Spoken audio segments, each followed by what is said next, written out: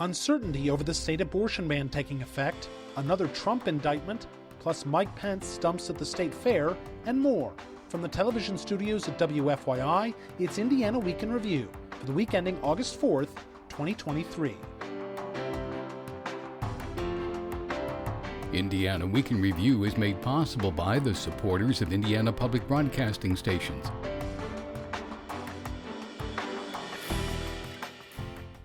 This week, Planned Parenthood and other abortion clinics said they stopped providing abortions in Indiana, even as a last-ditch effort to halt the ban put the new law on hold. The ACLU, on behalf of abortion providers, filed a last-minute petition with the state Supreme Court, asking it to stop the abortion ban from taking effect while further litigation continues. The ban can't take effect at least until the court answers that petition, which could take days or even weeks. But Indiana Planned Parenthood CEO Rebecca Gibron says her clinics aren't waiting to find out what happens, no longer providing abortions. It's not patient-centered care to try to have patients navigate through this chaos and turbulence at the whims of extreme lawmakers. Gibron says Planned Parenthood will remain open to Hoosiers for other health care needs and to help patients find legal abortion resources. How should Hoosiers feel amid the uncertainty of the ban taking effect? It's the first question for our Indiana Week in Review panel. Democrat Ann DeLaney, Republican Mike O'Brien, Jon Schwantes, host of Indiana Lawmakers, and Oseye Boyd, public engagement editor for the Indianapolis Star. I'm Indiana Public Broadcasting State House Bureau Chief Brandon Smith. Ann DeLaney, should the clinics be trying to provide care for as long as possible? Look, these are businesses and they have employees, and these employees have to decide whether they're even going to remain in Indiana. I mean, it isn't a question of whether there's going to be a ban. There's going to be a ban. And they need to make plans for themselves to go to states where they're interested in protecting the health of women. Indiana is not among them anymore. And if you were a lawyer, you would advise them to take steps to close down, because you've got a rogue attorney general out there. And, you know, unless the lawyer's a unindicted co-conspirator crackpot lawyer, they would tell them to stop now and get your. I was just going to say, you're getting a little ahead of the next topic. Well, but that's the kind of advice a competent lawyer would give them. Would say, look, you know, you have your lives, you have your homes, you have to have employment, you need to make plans, and you need to go ahead and go to a state that's interested in protecting the lives of women. And Indiana is not that state any longer. Is it fair to be a little annoyed at kind of every side, just amid the legal, the question about the legal uncertainty here, which is the ACLU waited until literally almost the last minute to file this petition for rehearing. Now, I mean, the AG's office, to be fair, filed their reply pretty quickly to get the ball rolling for the Supreme Court. But now the Supreme Court, as we tape this, the Supreme Court hasn't answered the petition for rehearing. Once they do, if they deny it, then the law can go into effect within the next few days after that. But technically, they could grant it. They could grant this preliminary injunction that the ACLU is asking for that would stall even further the law from taking effect. Is it fair to be a little annoyed at how chaotic this is? Sure, I guess. But, you know, do you want the court to be fast, or do you want it to be right? You know, as part of the, you know. Oh, we'd like it to be right, but that's not an option. Part of the, you know, consideration here too.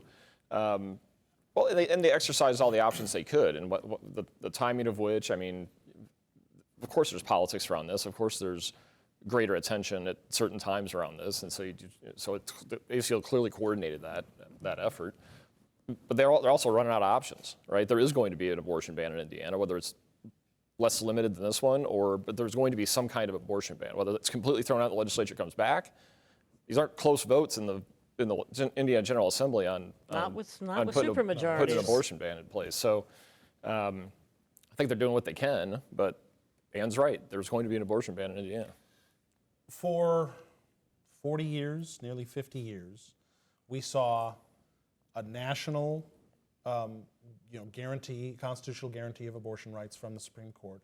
And over that 40 plus years, we saw lawsuit after lawsuit after lawsuit from multiple states trying to chip away at exactly how far those guarantees went, obviously culminating with the overturning of Roe v. Wade.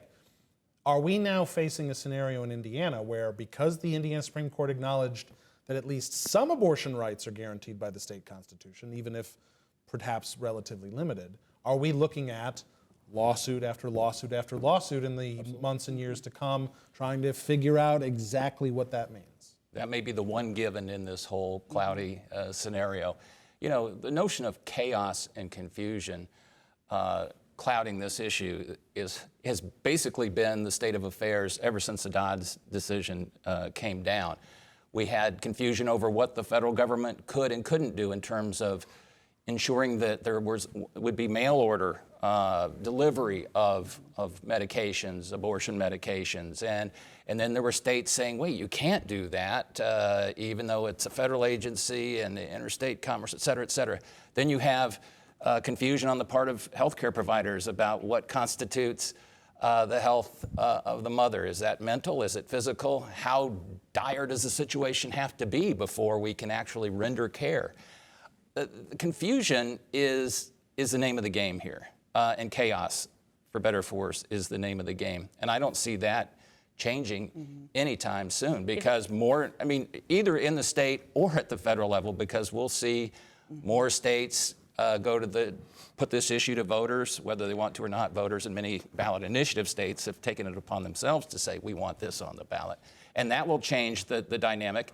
And who's to say that there's so many pieces and parts here moving. I'd be shocked if we ever had a conversation around this table that said, wow, that's settled. Once and for all, we're done with this one. Yeah. But if there is one bit of clarity beyond, there seems like more lawsuits to come. There's already the Religious Freedom Restoration Act lawsuit that's ongoing, but won't be resolved for months or even a year.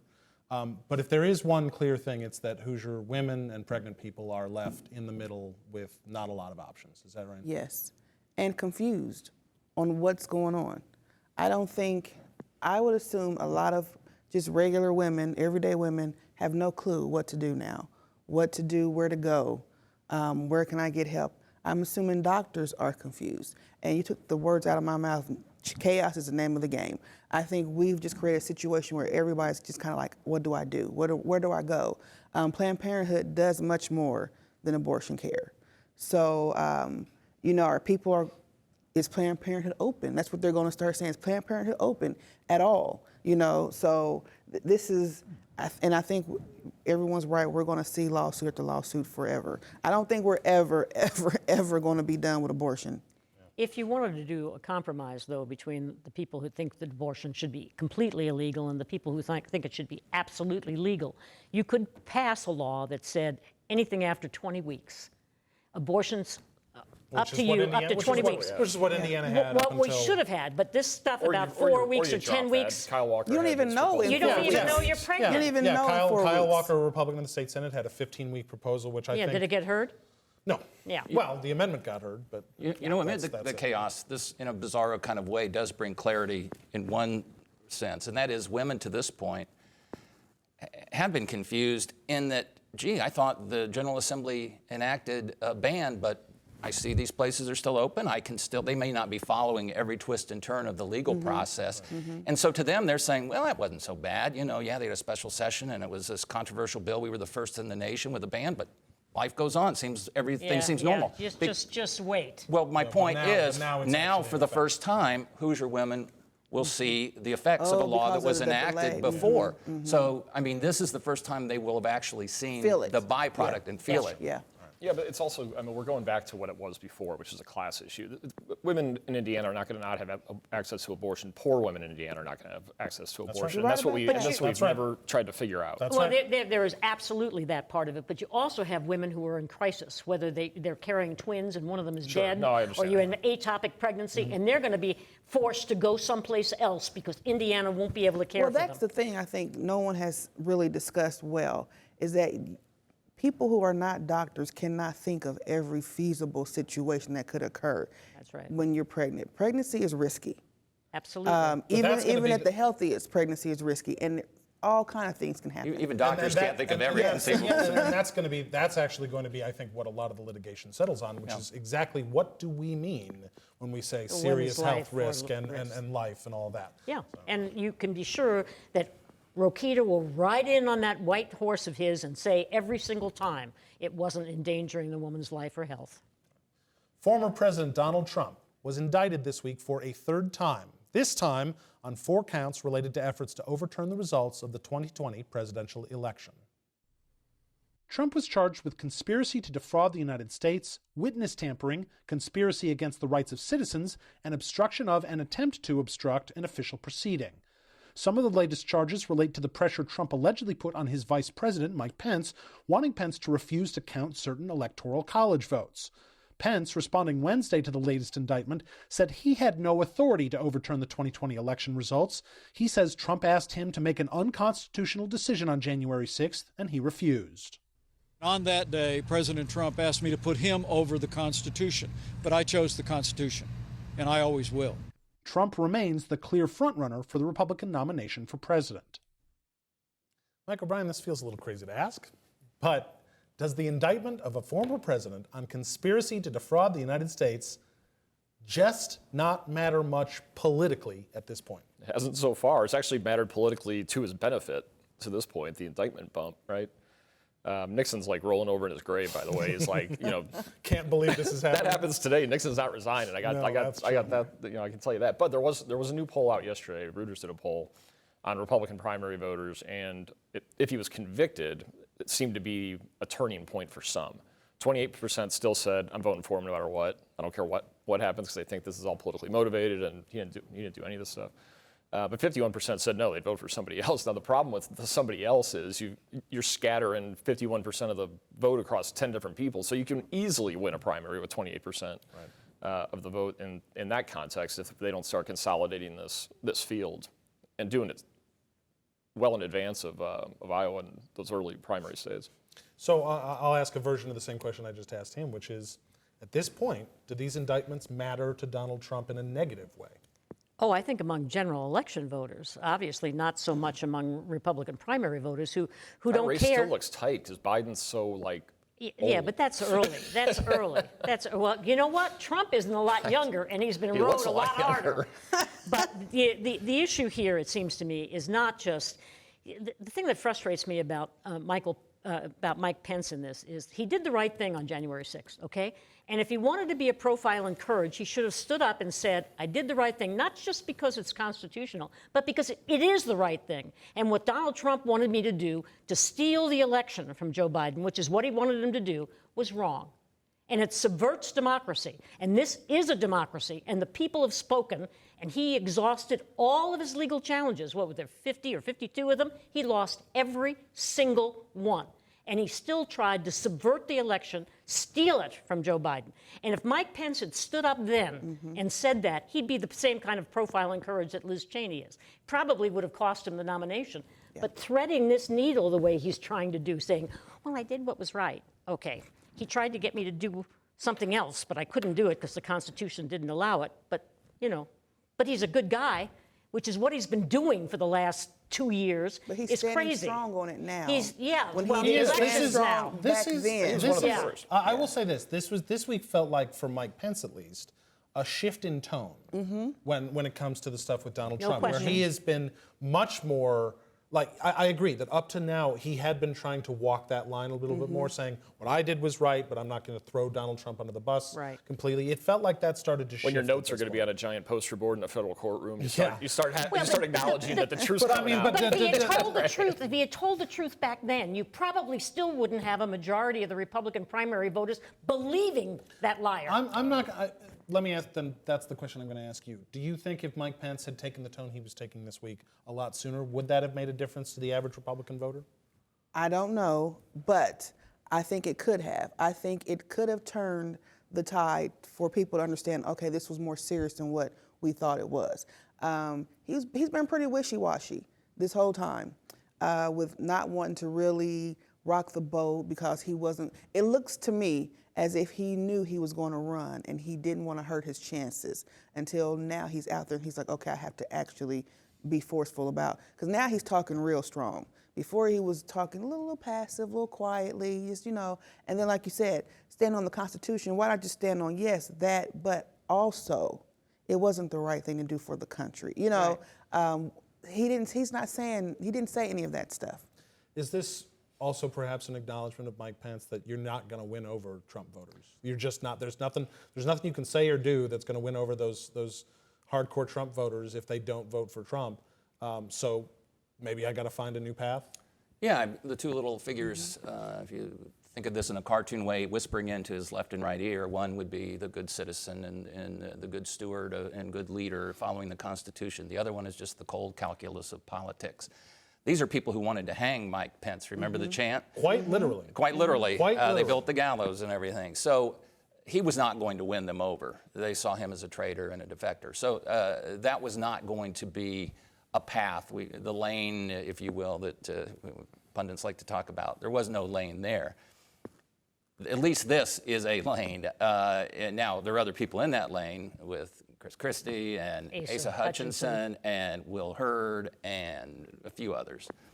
But at least he does have some moral authority if he chooses to use it, which apparently he is doing this week. To the point of your initial question, the Reuters poll was interesting. CNN also had an interesting poll this week, and I thought the most interesting component was that they looked at Trump, self-styled, dedicated Trump voters, and they wanted to see what the level was of sort of tolerance. Everybody has blemishes. What do you see as the blemishes that you can tolerate and not? And basically they said, this man has no blemishes, no flaws. He is perfection. Trump? Trump voters. Yeah. So this is Trump voters in the sense, Trump. which tells me that's the definition of a cult. I mean, if your leader, I don't think we can find any politician that doesn't have, the proverbial feet of clay and shortcomings in some regard. You don't have to look hard for Trump. And to say that he has no blemishes and he's somehow superhuman, that kind of explains a lot. Right Well, there. can we just say quickly, Mike Pence should have known if people wanted to hang him, they were never going to vote for him. So, So he should have taken it. They weren't a step talking about further. the hanging Chad. They were talking about hanging. All right, time now for viewer feedback. Each week we pose an unscientific online poll question, and this week's question is, does another indictment of Donald Trump make him more or less likely to become the Republican nominee for president? A, more likely, B, less likely, or C, no change? Last week's question, we asked, will the Indiana General Assembly ever repeal the law allowing permitless carry of handguns? 37% of you say yes, 63% say no. If you'd like to take part in the poll, go to wfyi.org/IWIR and look for the poll. Well, let's stay on the topic of former Vice President and presidential candidate Mike Pence, because he was in Indiana this week laying out his plan to tackle inflation during a visit to the state fair. Indiana Public Broadcasting's Violet Comer-Weiland reports Pence says he wants to make lowering prices a main priority in his presidential campaign. Pence says the Biden administration's spending is the main contributor to inflation in recent years. He says he is the first Republican presidential candidate to lay out a plan to tackle the problem. Pence says he plans to end inflation as president under a 4-step plan. So those are the 4 policies. Fiscal responsibility, reform the Fed, get them back to their basic knitting, bring jobs back to America to lower the cost of the supply chain, and unleash American energy. Inflation has continued to ease for months, but Pence says he has seen current government spending habits hurt American families. He says increased grocery and gas prices are major contributors to people's financial burden. Before we get to the message that Pence is spreading here, John, I want to ask about the politics of, does it make sense to you for Pence to be spending time like this in Indiana? We noted a moment ago that we saw a change in tone with the campaign this week, maybe a harsher tone, a more upfront, let's take the bull by the horns kind of tone. And maybe part of that is a return to one's roots. Whether he, pick your movie title, Finding His Groove or Getting His Mojo Back or whatever phrase you want to use, what better way to do it? Speaking of pop culture references from decades ago. Yeah. I used a 23-year-old one, now I'm using ones that are almost that old. To do that, one way to do it is to go back to your home turf, flex your muscles, show that you still got it, get people who like you and support you and remember you fondly, presumably. And you didn't go to the fair? And use that as maybe a springboard. The home crowd advantage. The home crowd advantage. And you can't spend all your time in your home state. No, and it was just but if this is somehow, in their secret guidebook of their campaign circled as sort of the week of milestone week when things started to change, I can see going back to your home turf. And staying on that topic, we know he's still trying to make the Republican debate stage. We talked about that on the show a couple weeks ago, I think. He needs, right now, what he needs is donations. He's fine in the polls. He needs donations. Does coming back to Indiana and going to some old friends probably help that cause? I would think so. I think so. This is where he is. This is home, the home court advantage again. So why wouldn't you come home to where your friends are, try to get some money? I mean, it just makes sense. And then that way you have this base and you can show people in other states, look how much money I have, look how people support me.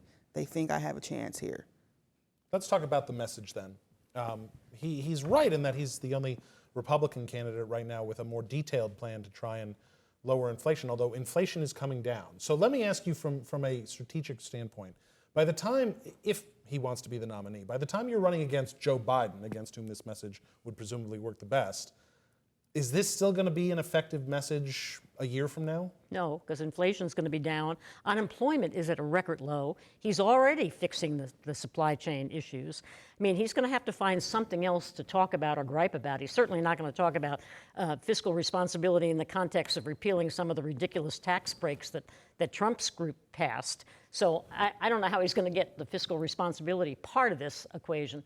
I mean, it makes sense for him to come back to raise the money from the individual contributions so he qualifies. And, you know, it also makes sense for him to test out his message, which is what this is, in front of a group that isn't going to boo him, which is what's happened to him in a number of other places. Does this message work right now? Does it work 6 months from now? Does it work a year from now? It doesn't have to work a year from now. It can work right now, you know, and it does work right now. But all the factors are going against inflation. I mean, the inflation is down to 2%. Yeah. The Fed raised the rates again, so presumably by the first quarter next year, it's going to be gone. We'll be back to even with wage growth. But there is a message in how we got to inflation. By flooding the economy with government money during COVID for a very ill-defined purpose, that we put the money in people's pockets who maybe didn't need it, probably didn't need it, because they put it right back into the consumer economy, which is what drove prices up to begin with. Or through a shortage of goods caused by the supply chain. Right. Well, it's a mixture of those things. Food and gas are not exactly throwing money away if you need it from the Biden administration. All right. Fort Wayne businessman Eric Doden is the first candidate up with a television ad in the contentious and expensive Republican primary for governor. Doden's ad is an introduction. He talks about his roots and his profile, a pro-life champion and job creator. Eric Doden is a visionary leader devoted to giving Hoosiers an even better way of life. Doden's campaign said this first spot is the launch of a $2 million TV and digital ad buy this fall. Doden's opponents in the race include U.S. Senator Mike Braun, Lieutenant Governor Suzanne Crouch, and former Attorney General Curtis Hill. Oshia, of all the main candidates in this race, did Doden need to go up on TV first more than anyone else? Yeah. I had to go back to remember who this guy was. I'm like, Doden, Eric Doden. I didn't recall his time leading the IEBC. I didn't recall. It was uneventful, that's why. I didn't even recall the announcement, so I had to go back and find out who. Yeah, he's been running for quite some time. Yeah. And I was like, I don't know this person. So he has no name recognition. I don't think I'm the only person who doesn't know who he is. So he definitely needs to get his name out there. He's going up against people, good or bad, we know their name. Is this in a, I was saying before we came out of the video package there that this felt like a little bit of a paint-by-numbers introductory TV ad for a candidate, but is that exactly what Eric Doden needed at this point? Probably. I mean, it's textbook in many ways. You can almost prescribe, to your point, the shots. Let's have a skyline shot. Let's have a slow motion with spouse walk. Let's do holding hands. And at this point, you could say that, conventional wisdom to at some point, presumably, this will get ugly and there will be, call it negative, call it comparative campaigning, more issue-based. And that's what moves the numbers, presumably. That's conventional wisdom anyway. But at this point, if you're still an unknown commodity with a good portion of the Hoosier electorate, you can't really start, going after people without people knowing who you are. So this is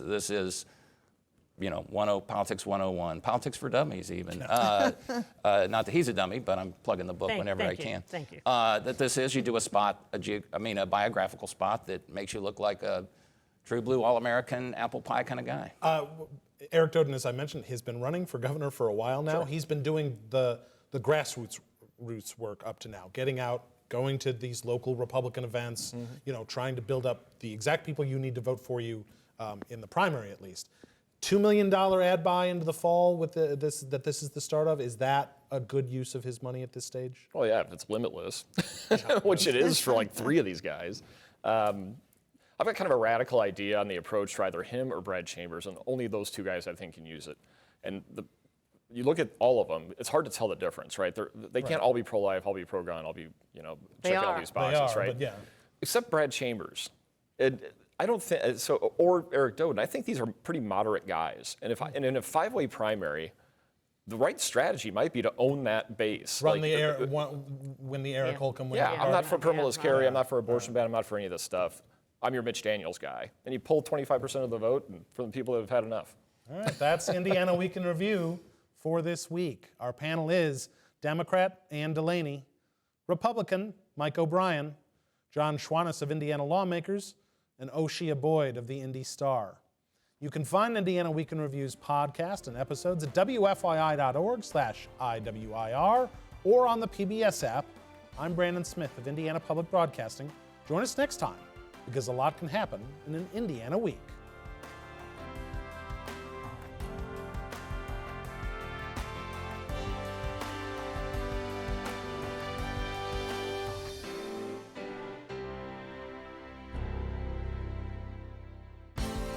The opinions expressed are solely those of the panelists.